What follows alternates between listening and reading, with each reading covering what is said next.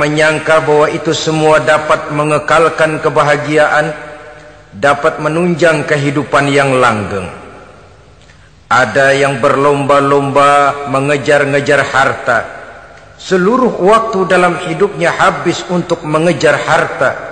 Tidak peduli siang atau malam, sore atau pagi. Sujud tidak lagi sempat, Allah dilupakan dengan agama jauh. Ada yang berlomba mengejar-ngejar pangkat, jabatan dan kedudukan. Tidak peduli menjilat ke atas, menginjak ke bawah atau menyikut kiri dan kanan. Bahkan teman pun jadi lawan, lawan pun jadi teman. Bukan soal, yang penting pangkat terkejar. Ada yang berlomba memperbanyak kendaraan, sejak dari jet pribadi, pesawat kapal pesiar, sampai kepada mobil-mobil mutakhir. Ada yang berlomba memperbagus rumahnya, ada yang berlomba memperbanyak istri dan anak-anaknya.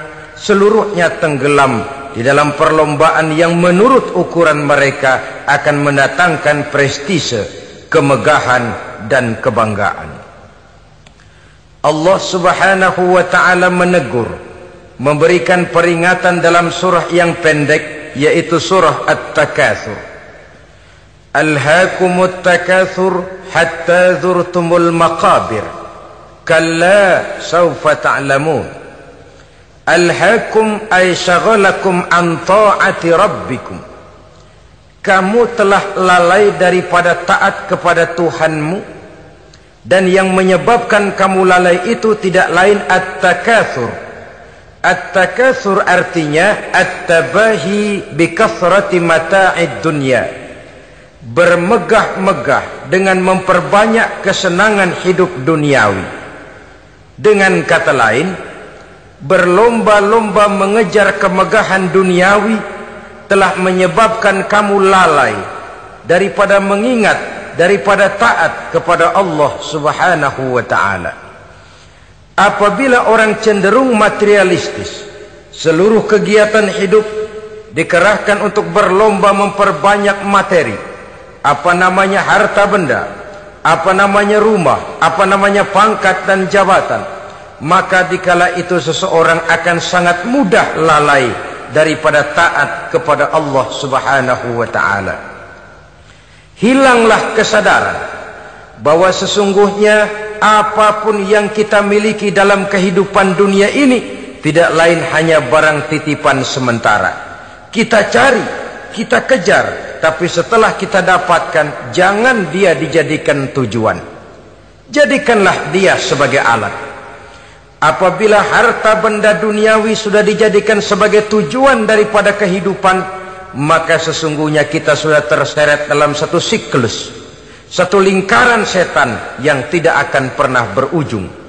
Sebab manusia dalam berhadapan dengan materi duniawi tidak akan pernah mengenal kata cukup, tidak akan pernah mengenal kata puas, dan tidak akan pernah bertemu dengan titik.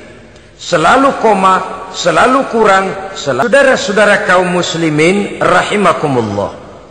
Oleh sebab itu agama memberikan kesadaran, seluruh yang kita miliki, yang dititipi oleh Allah dalam kehidupan ini berupa materi keduniaan, hakikatnya adalah alat dan bukan sebagai tujuan.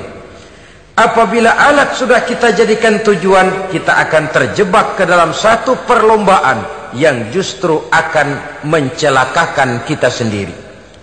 Inilah yang saya maksud dengan sirkuit celaka. Perlombaan yang hanya membuat kita jerih, payah, keringat bercucuran, tenaga terkuras, tapi tidak akan pernah sampai ke garis finish. Karena memang tidak ada garis finishnya. Betapapun jauhnya satu perlombaan, dia mesti punya garis finish.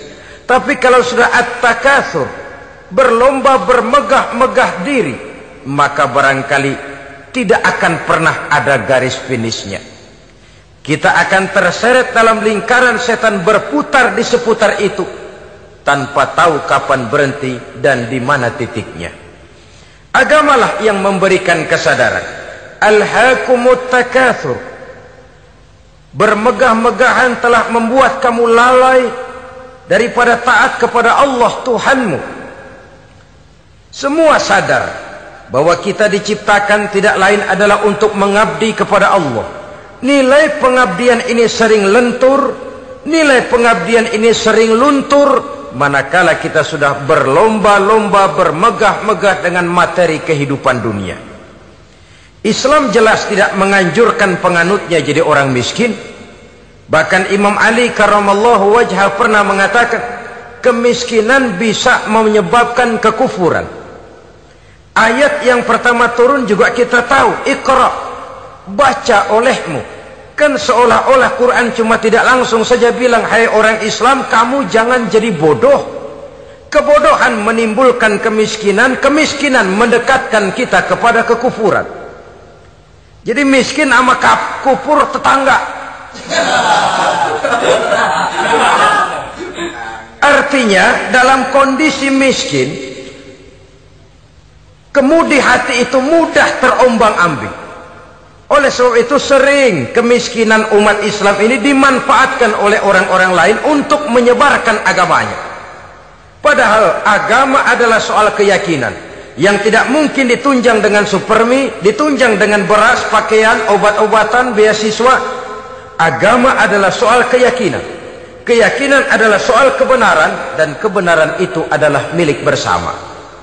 Tujuan diciptakannya manusia tidak lain adalah untuk melaksanakan ibadah.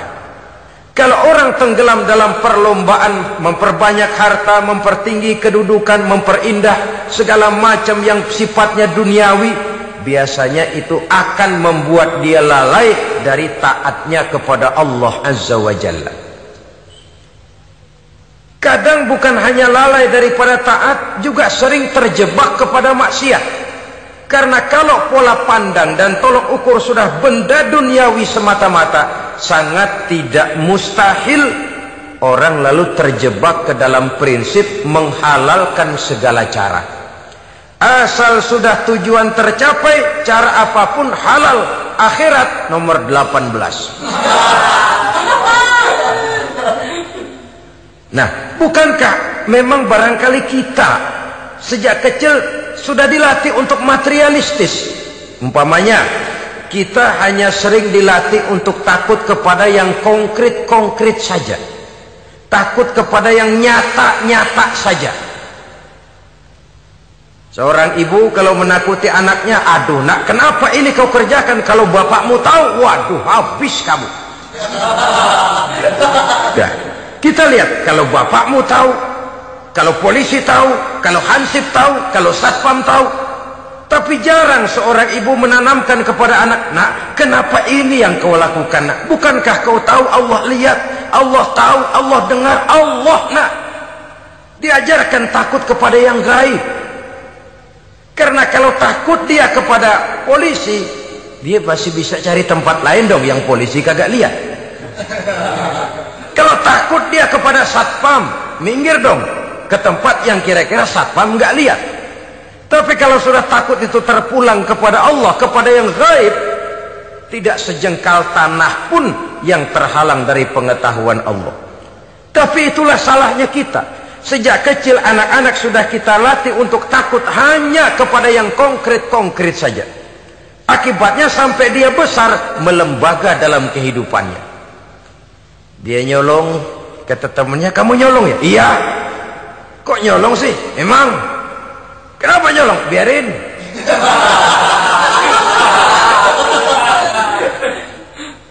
Kamu kan tahu Allah lihat? Tahu. Kenapa nyolong juga? Biarin. Asal orang jangan lihat. Kalau Allah mah lihat, dia kagak ribut. Allah enggak ribut katanya. Nah, ini kan satu refleksi yang timbul daripada kenyataan. Jikalau orang hanya dijejali rasa takut kepada yang konkret-konkret saja, kepada yang zahir-zahir saja, yang akan tumbuh lalu mental kucing. Sopan, tenang, kalem, ayem, nggelenggem. Kalau ada orang, sedikit orang meleng, kucing kelihatan watak aslinya. Saudara-saudara kaum muslimin rahimakumullah. Oleh sebab itulah maka agama lewat surah yang kita bicarakan pada pertemuan ini memberikan peringatan. Kala, jangan begitu dong. Kamu boleh mencari dunia, silahkan cari harta yang banyak, cari pangkat yang tinggi, tapi jangan itu membuat kamu lalai daripada taat terhadap Allah Subhanahu wa ta'ala. Jangan karena keinginan mendapat harta yang sebanyak-banyaknya lalu melakukan segala macam cara asal tujuan tercapai. Itu sudah membuat kita lalai. Jangan karena ingin mengejar kedudukan yang tinggi lalu jilat atas injak bawah, nggak mempan jilat, dukun dipakai.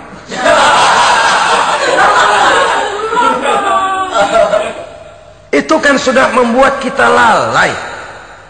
Nanti kalau berhasil, wah, dukun kita paten.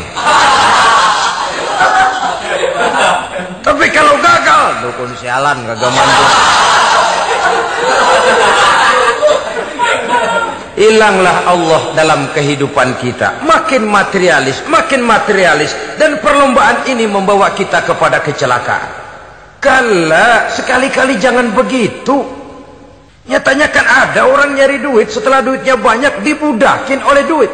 Dahulu pun ketika lahir ke dunia tidak ada pangkat yang kita sandang. Dahulu pun ketika lahir ke dunia tidak ada harta yang kita bawa. Jadi harta itu, pangkat itu, kedudukan itu ada dalam hati, tapi tidak berurat dan berakar. Kalau dia berurat dan berakar dalam hati, berat misah sama harta itu. Berat. Sekedar ngasih fakir miskin cepet juga berhitungnya 17 lembar.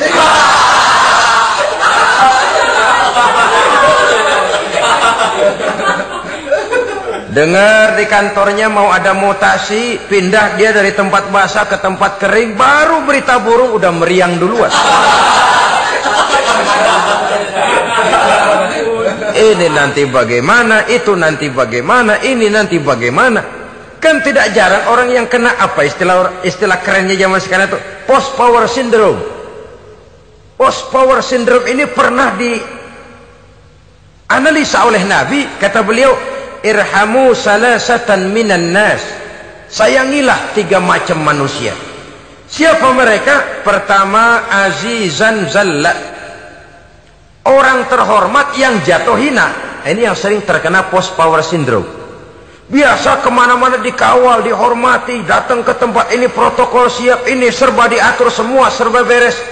Begitu jabatan selesai atau pensiun, habis orang gak indah-indah.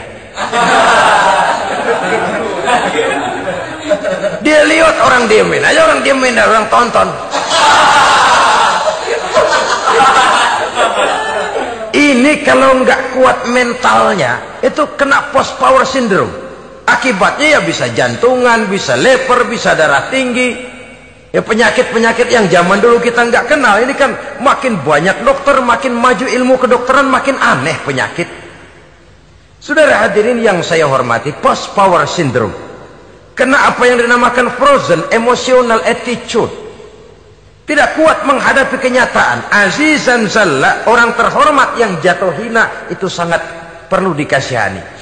Yang kedua, ghaniyan qad iftaqara, orang kaya jatuh miskin. Ini juga sama. Biasa hidup apa ada, serba ada, lalu harus hidup apa adanya. Ini kalau kurang-kurang kuat benar-benar memble ini.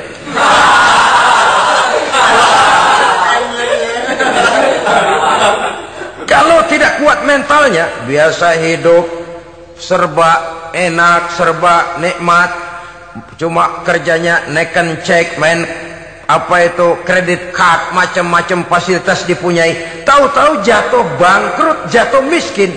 Kalau tidak fondasi agamanya kuat, bisa gantung diri, bisa bunuh diri, bisa frustasi, bisa terkena psikosomatik, tekanan jiwa mempengaruhi faktor biologis, timbullah tekanan, terjadilah penyakit aneh-aneh.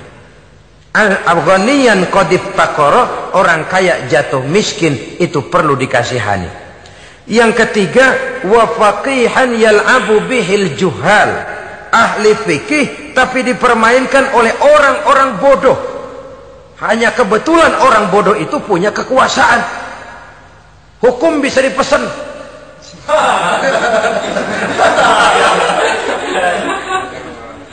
Aturannya haram, Ustaz, ada haram dikit aja dah.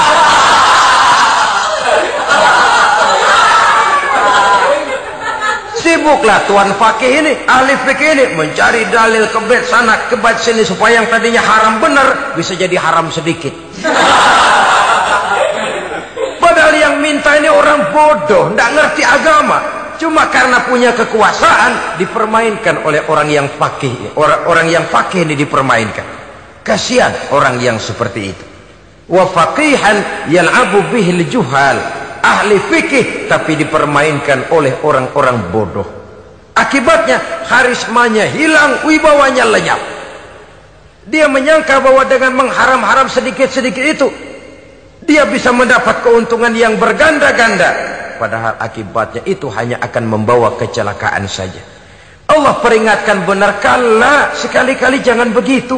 Cari uang yang banyak silahkan, ngejar kedudukan yang bagus boleh, bikin rumah yang hebat silahkan, ada kendaraan bagus silahkan, tapi jangan sampai kamu terjebak kepada sirkuit celakai, perlombaan yang tidak ada garis finishnya.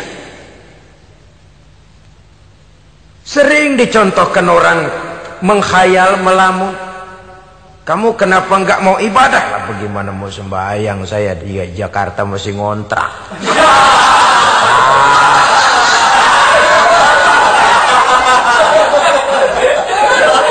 Bingung, tiap akhir tahun kontrakan habis. Kalau punya rumah sendiri walaupun kecil-kecilan, tenanglah saya ibadah. Baiklah, oleh Allah diberikan rezeki bisa bikin rumah walaupun kecil-kecilan. Sudah punya rumah sendiri belum juga ibadah, apalagi mulur lagi. Habis bagaimana mau sembahyang, rumah kecil banget. Pinggir kali, asal hujan bocor ya.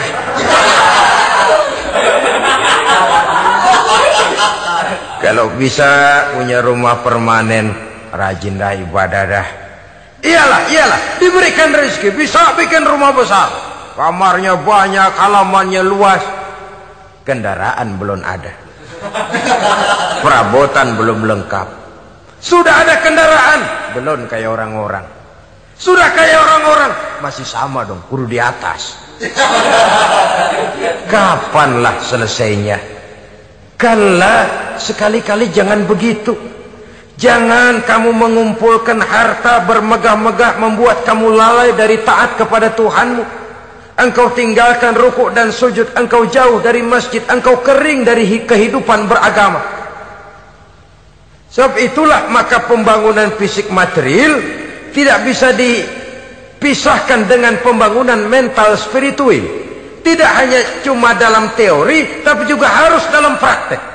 Selalu pembangunan yang hanya mengarah kepada fisik material, jauh dan kering dari agama, hanya akan melahirkan manusia-manusia materialistis yang terjebak di dalam sirkuit celaka, perlombaan yang tidak pernah mengenal garis finish.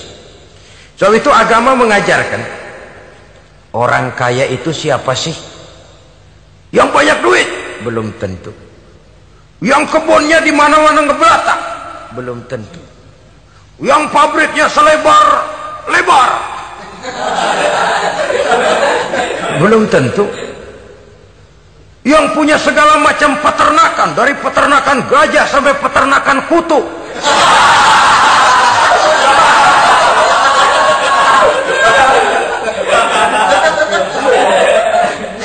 Belum tentu. Agama memberikan tuntunan yang sangat luhur. Orang kaya itu adalah orang yang hidupnya cukup. Orang miskin itu orang yang selalu merasa kurang.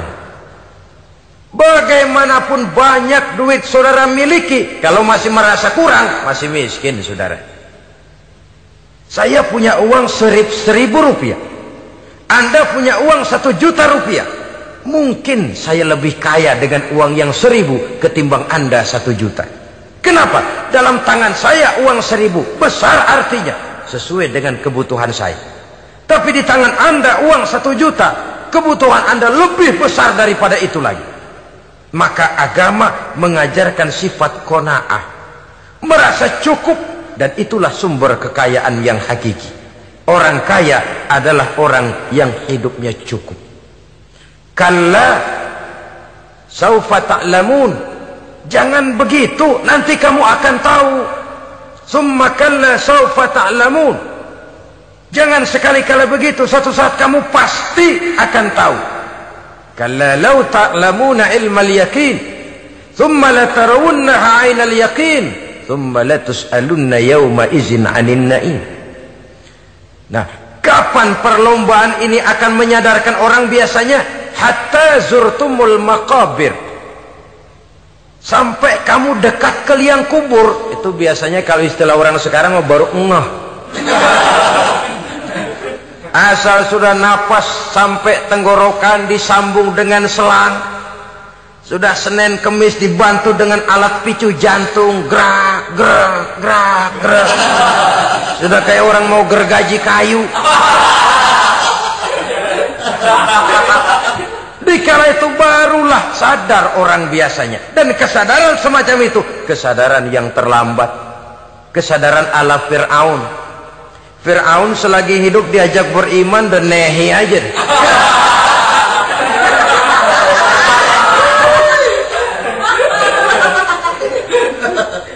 Tapi ketika dia tenggelam di lautan merah bersama seluruh tentaranya, dikala napas hampir terputus, keluar ucapannya, amantu bi Rabbi Musa wa Harun.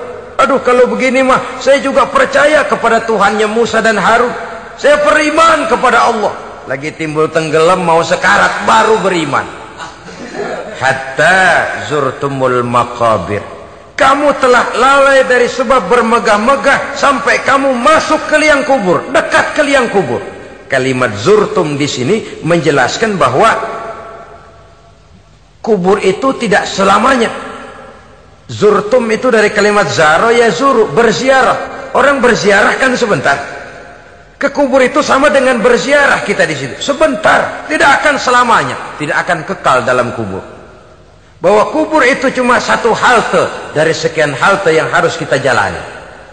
Hatta zurtumul maqabir ay mutum wa dufintum fil kubur. Sampai kamu mati, dikubumikan dalam kubur, barulah kamu sadar bahwa perlombaan itu hanya sia-sia. Bahwa perlombaan itu tidak akan pernah mengenal garis finish. Bahwa perlombaan itu akan membuat kamu celaka. Begitulah umumnya kebanyakan orang yang terjebak ke dalam paham materialis, baru menyadari kesalahan langkahnya pada saat napas sudah sampai di tenggorokan. Ternyata uangnya yang miliaran rupiah tidak sanggup menyambung nafasnya. Ternyata kendaraan yang serba mewah berkilat tidak sanggup meneruskan kehidupannya. Ternyata pangkat jabatannya yang tinggi yang membuat dia menyebabkan temannya jadi lawan, lawannya jadi teman, tidak akan sanggup menghentikan sang malaikat maut. Kalau keadaan sudah begitu, baru sadarlah kita terlambat.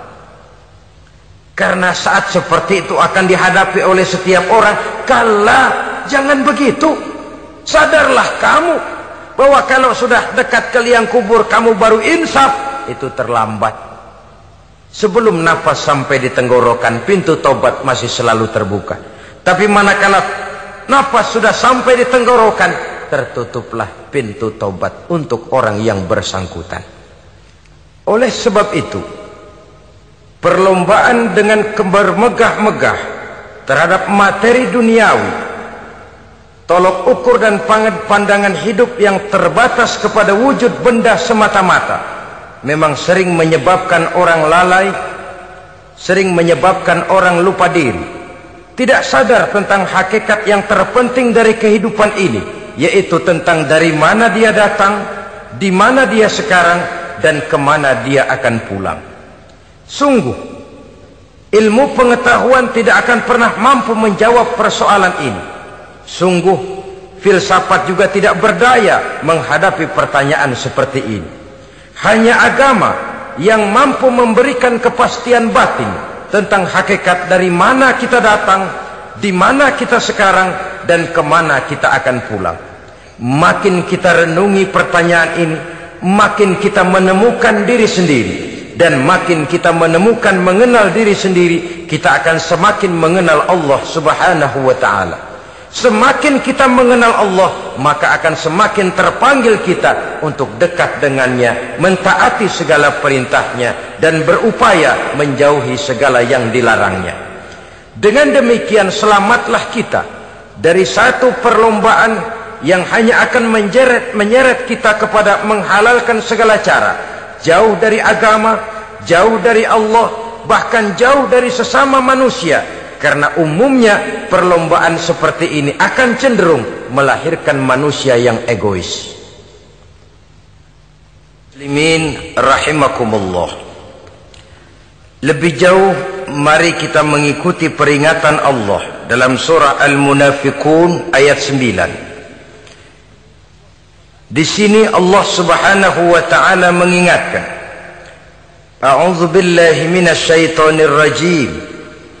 Ya ayyuhalladzina amanu la tulhikum amwalukum wala auladukum an dzikrillah wa may yaf'al dzalika fa ulaika humul khasirun. Hai orang-orang yang beriman, jangan sampai hartamu dan anak-anakmu melalaikan kamu daripada mengingat Allah. Wa may yaf'al dzalik, barang siapa yang melakukan hal seperti itu, fa ulaika humul khasirun, maka merekalah sesungguhnya orang-orang yang merugi. Rugi dunia, rugi akhirat. Disebutkan di sini dua hal yang sering menyebabkan kita jadi lalai. Amwal dan aulad. Harta dan anak-anak. Materi dan keluarga. Perlombaan di dalam mengumpulkan materi sering menyebabkan kita menjadi lalai. Begitu juga amanah berupa anak ini sering kita lalaikan atau sering membuat juga kita menjadi lalai. Kita lalaikan dalam arti bahwa keduanya, baik harta baik anak, merupakan amanah dari Allah. Setiap orang tua akan dimintakan pertanggungan jawab. Apabila kita lalaikan amanah ini, maka resikonya akan kembali juga kepada kita. Tapi satu hal yang jelas dalam ayat 9 surah Al-Munafiqun ini, bahwa perlombaan memperbanyak harta dan anak-anak yang masuk dalam kelompok at-takatsur itu tadi akan menyebabkan orang khasiru, termasuk ke dalam kelompok orang-orang yang rugi. Perlombaan yang hanya akan membawa kerugian semata-mata. Kemudian di dalam satu hadis Rasulullah sallallahu alaihi wasallam memberikan peringatan. Beliau bersabda, "Iza azzamat ummati dinaran wa dirhaman, nuzi'at minha haibatul Islam, wa iza tasabat ummati saqatat min ainillah." Wa iza turikatil amru bil ma'rufi wan nahyu 'anil munkari hurimat 'alaihim barakatul wahyi. Ada tiga hal yang kalau kita kerjakan akan menimbulkan tiga macam akibat di dalam hadis ini. Pertama, iza azzamat ummati dinaran wa dirhaman. Apabila umatku sudah mengagung-agungkan dinar dan dirham. Artinya kalau umatku sudah jatuh menjadi umat yang materialistis, segalanya diukur dari dinar dan dirham. Dinar dan dirham ini kalau bahasa Inggrisnya dokat.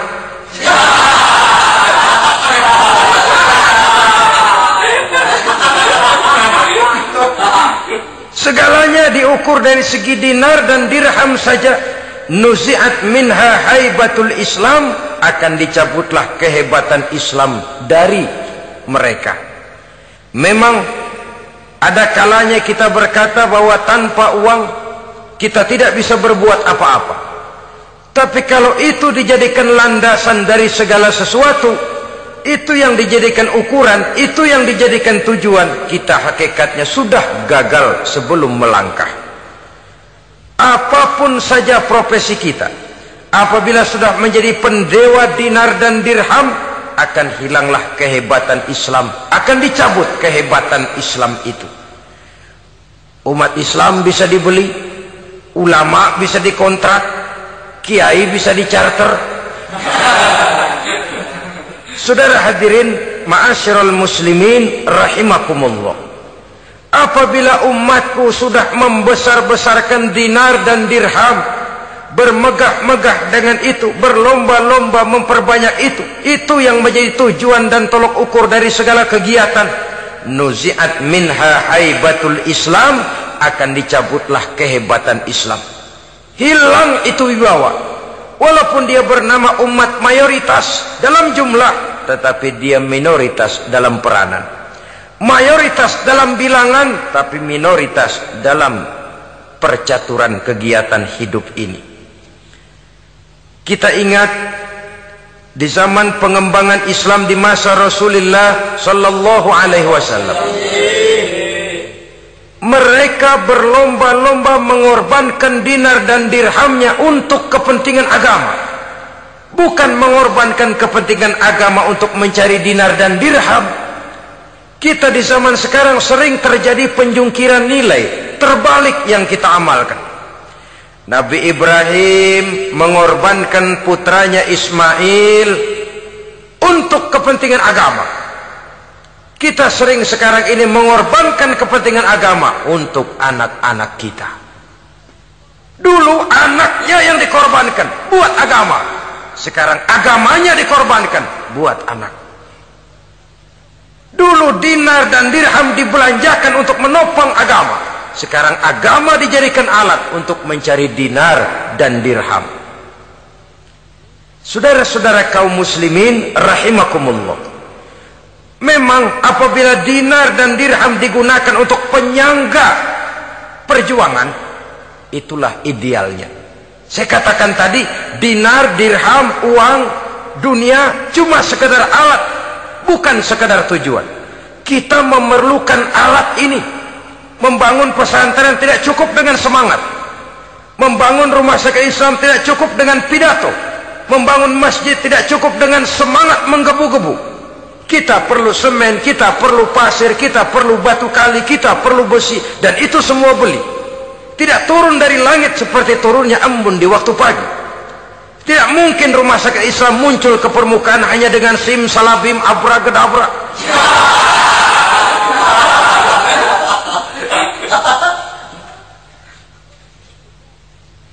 Oleh sebab itu, saya bersyukur kecenderungan belakangan ini pengajian-pengajian akbar di berbagai tempat tidak hanya sebagai ajang untuk menanamkan akidah, membina ukhuwah, tapi juga menjadi sarana di mana kita mengumpulkan dana, menghimpun potensi umat, menginventarisir potensi untuk kepentingan pengembangan daripada agama. Meskipun ada satu dua orang yang salah paham tentang ini, sampai kemudian saya mendapat satu merek yang cukup tidak enak untuk didengar, mengkomersilkan pengajian katanya, karena memang ada pengajian yang menggunakan sistem karcis, sebenarnya juga tidak etis. Undangan berikut infak yang seluruh hasilnya digunakan buat kepentingan agama, apakah itu rumah sakit, apakah itu madrasah, apakah itu masjid, dan 1 sen pun saya tidak menuntut bagian dari itu. Saya malah berprinsip, sepanjang saya masih laku untuk dijual dan itu memang buat kepentingan agama, persilahkan jual saja, asal buat masjid, pesantren, madrasah, rumah sakit Islam, kegiatan syiar dan dakwah, silakan. Tapi kalau sudah dijual buat kepentingan pribadi, memperkaya diri sendiri, tentunya dunia akhirat sulit untuk ridho kepada tingkah laku yang semacam itu. Kita memerlukan dana, umat di daerah membangun memerlukan dana, dan dana itu tidak hanya datang begitu saja. Kita bersyukur bahwa untuk menghadiri pengajian sekarang ini orang mau mengeluarkan uang, mau memberikan infak dengan ikhlas, tidak dengan keterpaksaan. Kenapa tidak? Sehingga ini lalu diinventarisir untuk kepentingan pembangunan agama. Ratusan juta rupiah terkumpul dari pengajian-pengajian rutin ini, pengajian-pengajian akbar ini. Puluhan masjid terbantu, rumah sakit Islam terbantu, musola selesai. Ya walaupun tidak lalu semuanya beres, tapi gemaknya itu sudah cukup menyentuh untuk menyadarkan orang bahwa harta baru kekal kalau dia sudah dibelanjakan di jalan Allah. Nah, yang celaka kalau dinar dan dirham itu yang dijadikan tujuan. Mengadakan pengajian semata-mata untuk cari uang, uangnya buat kantongnya dewe. Itu yang membuat dicabutnya kehebatan Islam itu. Segalanya diukur dari sudut itu. Sehingga ketika seseorang datang bertanya tentang hal-hal yang berkaitan dengan ini, maka hal semacam ini sesungguhnya satu nikmat yang perlu kita syukuri sepanjang menginventarisir potensi umat benar-benar digunakan buat kepentingan daripada agama kita. Jadi peringatan tegas dari Nabi ini, iza azzamat ummati dinaron wa dirhaman nuzi'at minha haibatul Islam. Apabila umatku sudah mengagung-agungkan dinar dan dirham, maka akan dicabutlah kehebatan Islam dari tengah-tengah mereka. Remeh saja orang memandang kita, enteng saja orang memandang kita. Satu. Yang kedua, patuhlah mereka dalam pandangan Allah. Kalau sesama umat ini sudah saling menjelekkan, apakah yang menjelekkan itu lebih bagus dari yang dijelekkan di hadapan Allah? Dua-duanya sama rendahnya. Pribadi saya mungkin puas kalau saya bisa menghantam saudara di depan umum, menjelek-jelekkan nama saudara. Tapi lebih baikkah saya dalam pandangan Allah? Sama rendahnya dengan orang yang saya jelekkan. Itu pun kalau yang dijelekan benar-benar jelek. Kalau cuma sekedar fitnah, wah, lebih celaka lagi nasib si orang itu tadi. Ini artinya menyadarkan kita bahwa umat ini sudah diikat dengan akidah. Beraneka ragam kita, tapi harus ada kebersamaan. Berbeda kita, tapi harus satu. Sebagai satu ummatan wahidah, satu umat yang satu. Oleh sebab itu, persamaannya lah yang harus kita angkat ke permukaan, bukan perbedaannya yang kita perbesar. Sudah datang waktunya umat Islam bangun dari tidurnya, jangan lagi dibuai oleh irama mayoritas. Sudah lewat masanya kita bertengkar karena persoalan-persoalan kecil yang tidak prinsip.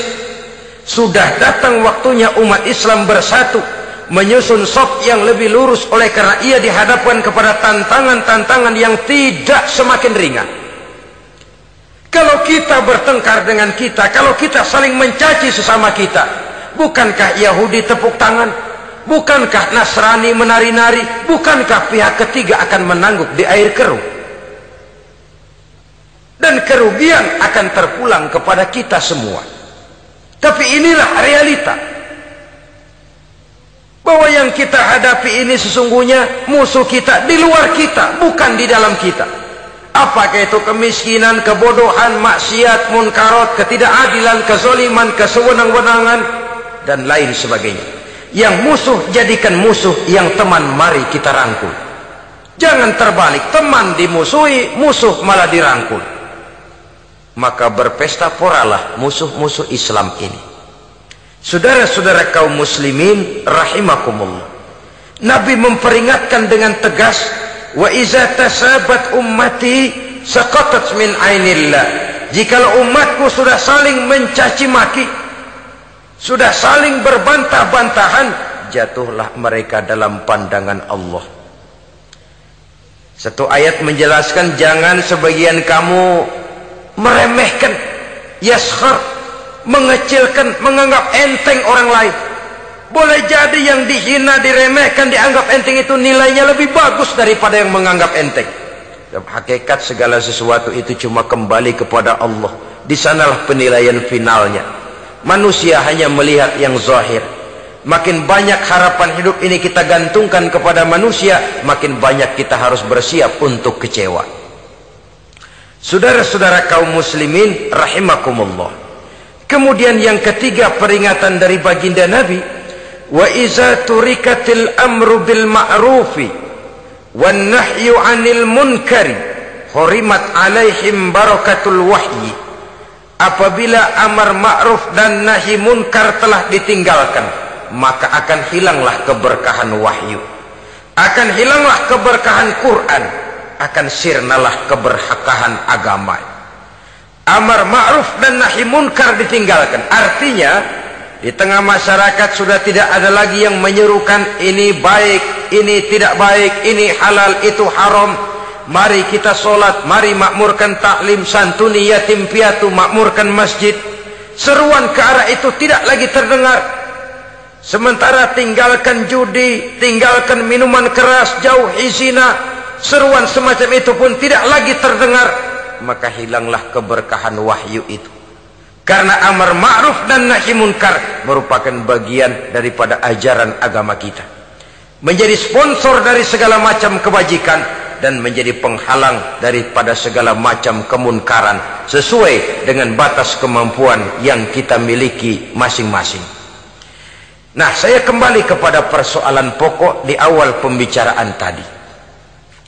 Bagaimana jalan keluarnya? Jalan keluarnya tidak lain adalah upaya. Bagaimana kegiatan yang sifatnya fisik material ini diimbangi dengan kegiatan yang bersifat mental spiritual. Upaya menghidupkan majelis-majelis taklim, upaya memakmurkan masjid-masjid sebagai laboratorium rohani untuk mewujudkan keseimbangan dalam pola pikir yang akan berlanjut dalam gerak hidup yang kemudian akan tertuang dalam segala perbuatan manusia. Apabila sudah terwujud kepincangan dalam pola pikir, akan pincanglah caranya bertindak dan berbuat, akan pincanglah pandangan hidupnya, akan pincanglah orientasinya di dalam kehidupan ini. Oleh karena itu, Islam dalam berbagai aspek kehidupan mengajarkan sistem keseimbangan. Mencari harta boleh, tapi tidak boleh keluar dalam kerangka fastabiqul khairat. Berlomba-lomba silakan, tapi untuk kebaikan. Bukan untuk bermegah-megah, bukan untuk menumbuhkan gengsi, bukan untuk meninggikan prestise dan harga diri, tapi fastabiqul khairat, berlomba-lomba di dalam mengejar kebajikan, di dalam menyebarkan kebaikan. Bukan sekedar berlomba-lomba, tapi tolong menolong, bantu membantu. Ta'awanu 'alal birri wat taqwa wa la ta'awanu 'alal ismi wal udwan. Bertolong-tolonganlah kamu di dalam kebaikan dan takwa, jangan bertolong-tolongan di dalam perbuatan dosa dan permusuhan. Kerjasama di dalam kebaikan, kerjasama di dalam ketakwaan. Ada satu contoh yang menarik bahwa umat Islam di dalam ia menjalin kebersamaan itu harus seperti orang main sepak bola. Saudara lihat, orang main sepak bola, kalau pertandingan belum dimulai, silahkan kumpul di luar lapangan, atur strategi yang baik. Tapi kalau pertandingan sudah dimulai, turun ke lapangan hijau, jangan kumpul terus. Masa ada sepak bola gotong royong, groyok ke sana, groyok ke sini, ya kalah terus. Harus ada yang jadi penyerang tengah, kan begitu toh sepak bola. Harus ada yang jadi kiri luar, kanan dalam, striker, back, penjaga gawang.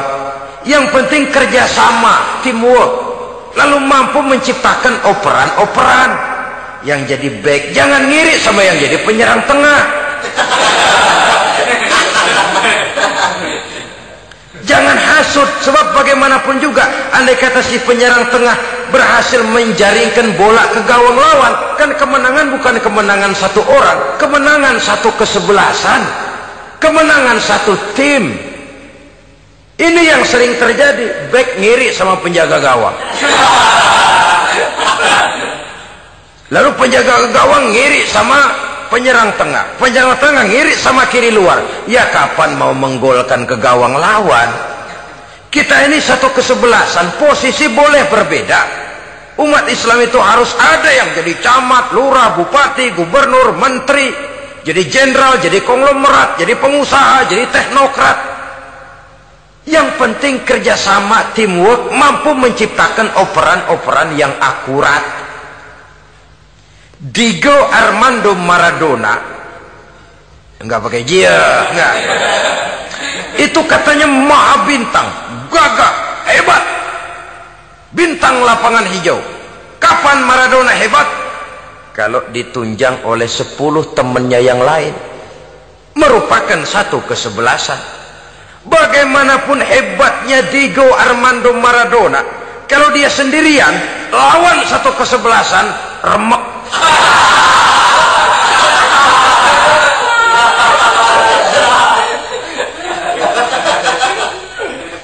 Dia hebat, dia jenius, dia maha bintang karena dapat operan dari teman-temannya. Bukan jegalan, operan. Jadi oleh sebab itu bagaimana kita menciptakan operan-operan akurat yang akan melahirkan kebersamaan di tengah-tengah umat.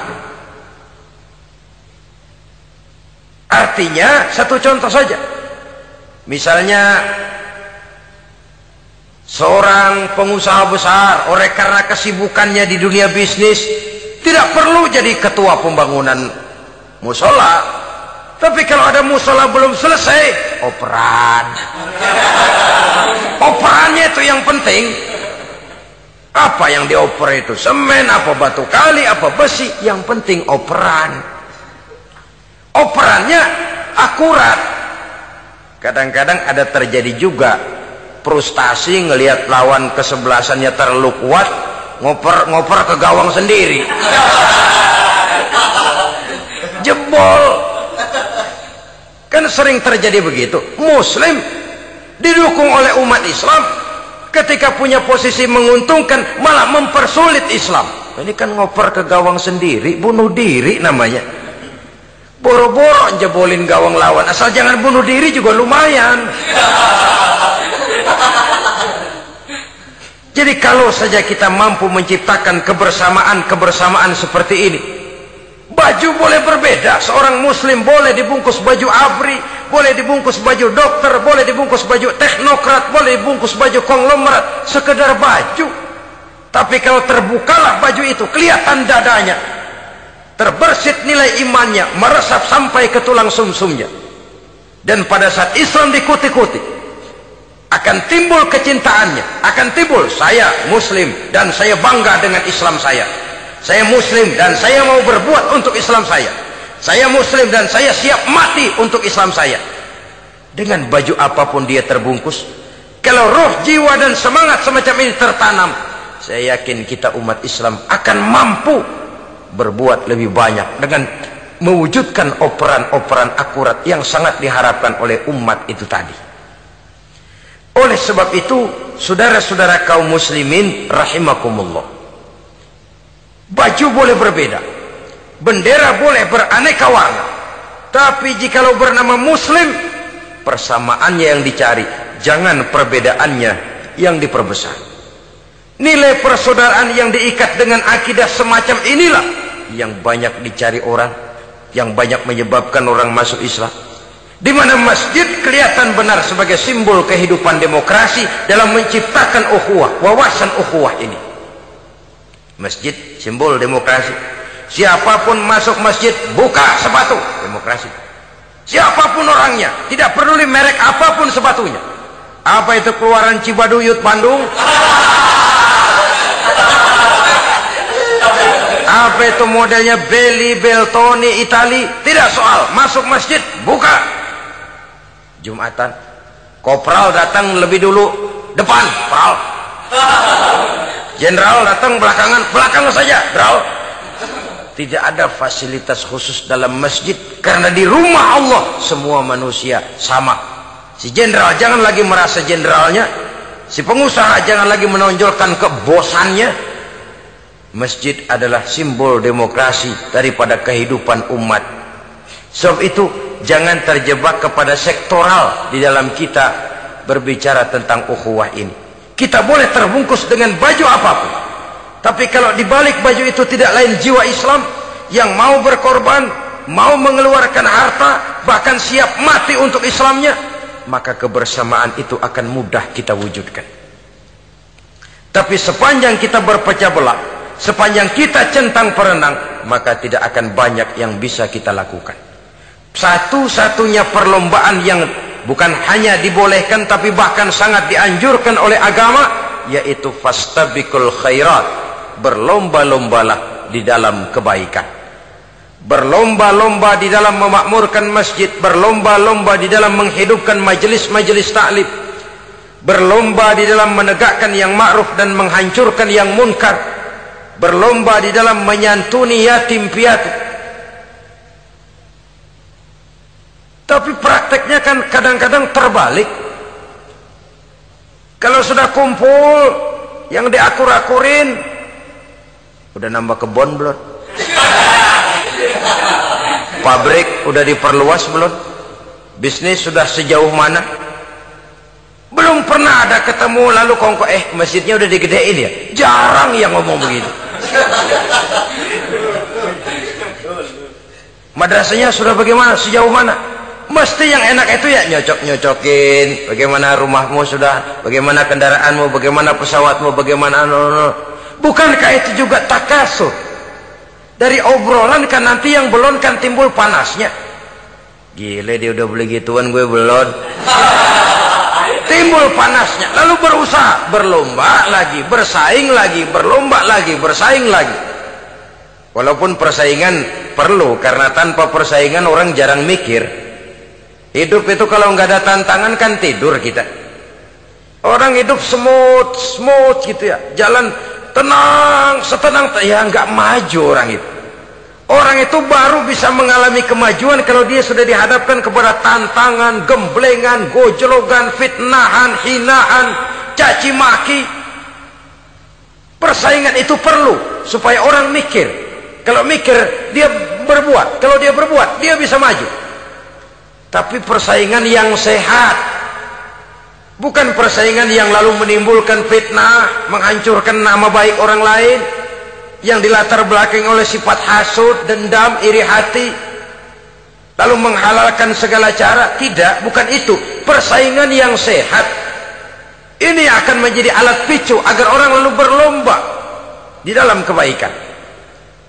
Satu-satunya perlombaan yang bukan hanya boleh tapi bahkan sangat dianjurkan oleh agama, berfastabiqul khairat, berlomba-lomba di dalam berbuat kebaikan.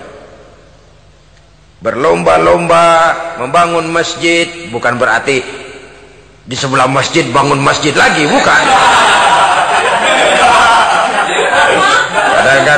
Kadang-kadang karena ada fastabiqul khairat, berlomba-lomba, nggak apa-apa dah. Di sebelah masjid bikin lagi masjid. Akhirnya azan perlombaan main kenceng-kencengan. Bukan itu yang diinginkan tentu, bukan itu. Bagaimana memakmurkan masjid, bagaimana memfungsikan masjid, bagaimana membina umat dan lain sebagainya. Jadi pembicaraan ke arah itu akan menimbulkan rangsangan untuk berlomba di dalam kebaikan. Kalau dia kok bisa menata masjidnya sampai makmur, jamaah senang datang ke sana, anak-anak muda betah di masjid, kenapa saya tidak? Apa konsepnya? Nah, ini kan berlomba, tapi berlomba dalam kebaikan.